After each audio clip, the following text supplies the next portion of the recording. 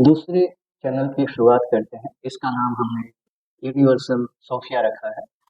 इसमें जिस तरह से हम लॉजिकल इंडियन में ज्ञान विज्ञान के तमाम शाखाओं के ऊपर आजकल इन दिनों चल रहे काम, खोज, विचार के ऊपर चर्चा, परिचर्चा और खबरों के ऊपर बात करेंगे, उसी तरह से ज्ञान विज्ञान की इन सारी तमाम शाखाओं, कला, दर्शन, साहित्य, फिलॉसफी, गणित, इन सब के ऊपर पुराने ज़माने में हमारे पूर्वजों के द्वारा जो काम अलग-अलग सभ्यताओं में किए गए हैं, उनके बारे में हम बात करेंगे। इसकी ज़रूरत इसलिए महसूस हुई कि भविष्य को बनाने के लिए हमें न सिर्फ वर्तमान की, आजकल की पूरी खबर होनी चाहिए, बल्कि हमें बीते हुए ज़मानों पे भी पूरी खबर होनी चाहिए कि पहले क्या काम हुए। और इसीलिए हमने इस दूसरे चैनल को भी शुरू किया है।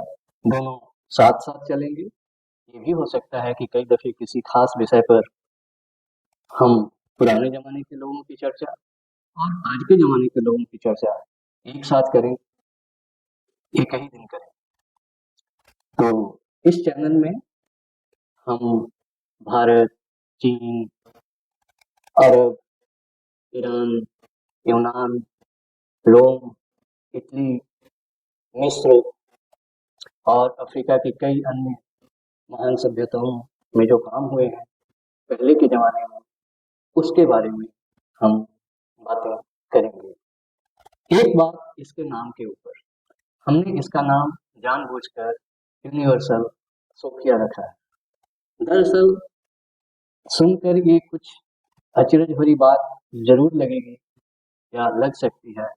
ज्ञान विज्ञान के जो हेरिटेज रहे हैं हमारे, उसकी जो विरासत रही है हमारी, उसके चित्रण की जब बात आती है तो अक्सर हमारे ऊपर राष्ट्रवाद या जातीयता हावी हो जाती है। हम जब कुछ लिखते हैं पुराने जमानों के बारे में, तो अक्सर ये पाया गया है कि भारत के लोगों ने सिर्फ भारत के इतिहास पर जोर दिया, ईरान या अरब वालों ने सिर्फ अपने इतिहास पर जोर दिया, और पश्चिम की तो खैर बात ही क्या है। वो तो हमेशा से यही मानते रहे कि फिलॉसफी वही है जो उन्होंने की है, या साइंस भी वही है जो उन्होंने की है। तो हम उस सिलसिले को तोड़ना चाहते हैं, और इसीलिए हमने इसका नाम यूनिवर्सल सोफिया रखा है। और इसमें यकीनी तौर पे हम दुनिया के सभी सभ्यतागत मूल्यों और सभी सभ्यताओं में जो काम हुए हैं ज्ञान विज्ञान के ऊपर, उनके ऊपर अपनी नजर डालेंगे। अब यूनिवर्सल शब्द की तो व्याख्या हो गई, अब हम कुछ सोफिया के बारे में बताएं। तो सोफिया शब्द पश्चिम में यूनानियों की परंपरा में भी और इजरायलियों की परंपरा में, यानी कहा जाए तो मोटे तौर पे यूरोप में जो लोग प्रकृति पूजक थे उनकी परंपरा में भी, जो लोग यहूदी थे उनकी परंपरा में भी, और जो लोग ईसाई थे उनकी परंपरा में भी ज्ञान की देवी मानी। ये भी माना गया है कई सभ्यताओं में, कई कथाओं में, कि दरअसल इस सृष्टि की रचना किसी परमात्मा या ईश्वर ने नहीं की है, सोफिया ने की। सृष्टि की रचना करने का ख्याल सबसे पहले सोफिया के मन में आया। तो ये बिल्कुल उलट बात है। दुनिया की कई सभ्यताओं में, अधिकतर सभ्यताओं में सृष्टि की रचना का श्रेय किसी मर्द देव को दिया गया है या मर्द परमात्मा को दिया गया है। मगर ये एक ऐसी परंपरा है सोफिया के बारे में जो कहती है कि सोफिया ने ही सृष्टि बनाई है। मगर बाद में धीरे धीरे जैसे जैसे समाज पर मर्दों का अधिकार बढ़ा, औरतों के अधिकार छीनते गए, वैसे वैसे सोफिया का भी, उसके महत्व का भी लोप होता गया और सोफिया जनमानस से गायब हो गई।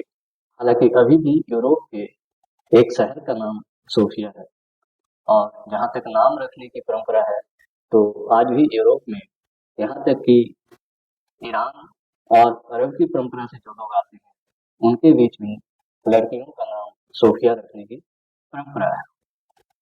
सोफिया मोटे तौर पे हमारे यहाँ जो सरस्वती है, शुभ्रा है, जिसका कि श्वेत रंग, श्वेत वेश माना गया है, उससे मिलती जुलती है। दरअसल ये सूफिया शब्द भी जैसे कि भाषाओं में फ के भ में बदलने की परंपरा है या एक प्रवृत्ति पाई जाती है, तो सूफिया जो है आराम से सुहा के रूप में बदल सकती है और बदलती रही है। और संस्कृत में हमारी परंपरा में यहाँ तक कि वेदों में सुबह को सरस्वती का पर्याय माना गया है। और सुबह से ही एक और शब्द बना है शुभ्रा, जिसका अर्थ होता है सफेद। और आपको जान के आश्चर्य होगा कि ग्रीस में भी सोफ्रा सोने नाम का एक शब्द है जिसका मतलब होता है ज्ञानी इंसान या ज्ञानी बच्चा। तो परंपराएं काफी कुछ मिलती जुलती हैं। जो सोफिया है वही सरस्वती है, जो सरस्वती है वही सोफिया है। तो इसलिए भी हमने इसका नाम यूनिवर्सल सोफिया रखा। हाँ, एक सवाल हो सकता है और हम सवालों का स्वागत करेंगे। तो फिर हमने इसका नाम यूनिवर्सल सरस्वती क्यों नहीं रखा? तो इसलिए नहीं रखा कि हमें अपनी परंपरा को नया करने की भी जरूरत है। हमें अपनी परंपरा में दूसरी परंपरा की चीजों को भी लेने की जरूरत है, मगर हम कभी भी इस चीज को नजरअंदाज नहीं करेंगे और इस चीज से आंखें नहीं मोड़ेंगे कि सूफिया ही सरस्वती है या सरस्वती ही सूफिया है या ज्ञान की देवी है। और सच्चे अर्थ में इस सृष्टि की रचनाकार सूफिया ही है। सूफिया प्रकृति की उस प्रवृत्ति का नाम है जिसके तहत चीजों को सजाने की, संवारने की, बेहतर करने की कोशिश की जाती है। और ये कोशिश तभी संभव होती है जब ज्ञान हो आपके पास। जब आप ज्ञान की तरफ बढ़ते हैं तो चीजों को सहेजने की, समेटने की, संवारने की इच्छा होती है। प्रकृति और संस्कृति दोनों में कोई खास फर्क नहीं है। संस्कृति प्रकृति का ही एक रूप है और प्रकृति भी लगातार संस्कृति का ही एक रूप बनती दिखती है। तो इन्हीं शब्दों के साथ एक बार फिर से आप सबको सुप्रभात, कलिमेरा, सुबह बखैर और गुटेन ताग और मूनम दीन कहते हुए मैं इसका अंत करता हूँ आज के इस एपिसोड का। ये सारे शब्द जो अभी आपने सुने, सुप्रभात, कैलिमेरा, गुटेन ताग, शुभ खैर या फिर बोनम दियन, ये सब अलग अलग सभ्यताओं में, अलग अलग भाषाओं में एक दूसरे को शुभ दिन कहने के तरीके हैं। तो भाषाएं जो है हमारी सोफिया की एक तरह से वाहक रही है और भाषाओं के जरिए ज्ञान विज्ञान की परंपरा लगातार आगे बढ़ती रही है।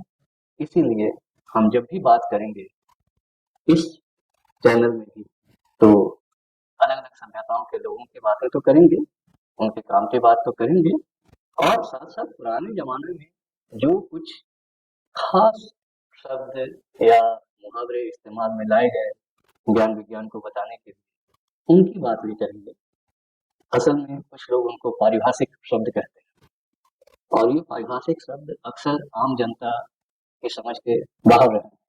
तो हम उन शब्दों के जन्म के तह तक जाएंगे कि किस तरह से वे शब्द पैदा हुए और किसी खास चीज को बताने के लिए लोगों ने क्यों किसी खास मुहावरे या शब्द का ही इस्तेमाल किया, इसके ऊपर भी हम नजर डालेंगे। तो ये हमारे दूसरे चैनल का एक छोटा सा परिचय था, तारुफ था।